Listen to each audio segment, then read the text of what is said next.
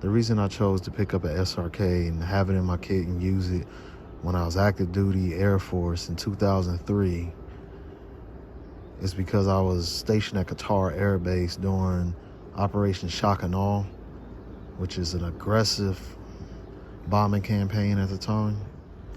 And I agreed to go do flyaway missions to accompany a Phoenix Raven in and out of Iraq and beyond. So I wanted to put an extra knife in my kit to fulfill the survival role, because I had my M9 bayonet and I had my Camulus double-edged dagger. So my Camulus double-edged dagger was on my belt, of course, and I nicknamed it my MVP, my most valuable poker. And then I had the bayonet so I can use it as a bayonet, so I can fix it to my M16A2, because I was doing those missions. They didn't allow me, the armorer didn't allow me to take my M4 with me with the red dot. We just got them, collapsible stock. He said, oh, you might die in Iraq, so I don't want my gun to be left on the battlefield in Iraq. Here, you take this M16A2. And I was mad. I had words with him, but I had to chalk that up.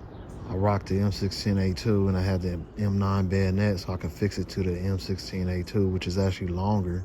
I was transporting personnel as well, and some of those was Iraqi personnel. And if they wanted to get froggish, I'd rather use the bayonet, if all possible, than start blowing holes in a perfectly good plane.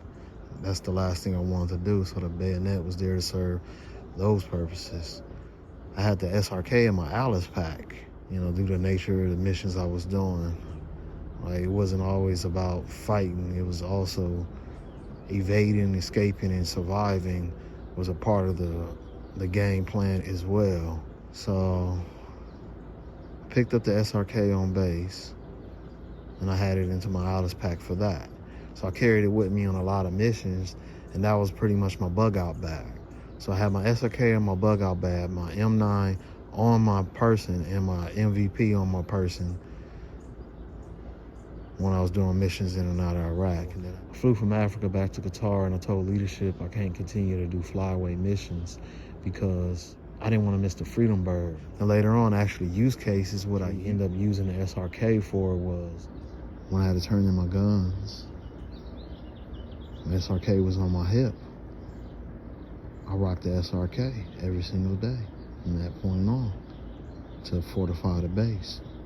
And it was a utility knife, and I used it. And I had to resharpen it and everything because I've gotten certain parts of this blade very blunt using it. So that's just a story of how I use my SRK for base fortification. What that entails is I'm fortifying the base. I'm filling a lot of sandbags, a lot of manual labor.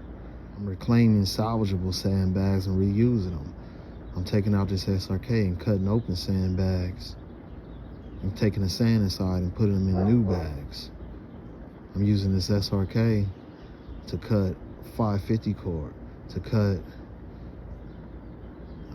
zip ties. I'm using this SRK to do stuff like that for base fortifications. I'm putting up concertina wire. I'm fixing concertina wire. I'm fixing sandbags. I'm placing new sandbags. We're mending holes in the gate. We're putting up physical barriers to make it harder for somebody to get a vehicle on base and do any damage. So, fortifying the base. So I did that for my last 3 months deployed. So I used the SRK every single day for base fortifications. Anything I needed to do to cut anything, the SRK was my workhorse. So this SRK has history behind it. As my survival bug out knife during missions in Iraq and beyond, because I was in more places than just Iraq. And when I had to turn in my guns, the SRK was on my hip. I rocked the SRK every single day from that point on to fortify the base. And it was a utility knife, and I used it. And I had to resharpen it and everything because I've gotten certain parts of this blade very blunt using it. So that's just a story of how I use my SRK.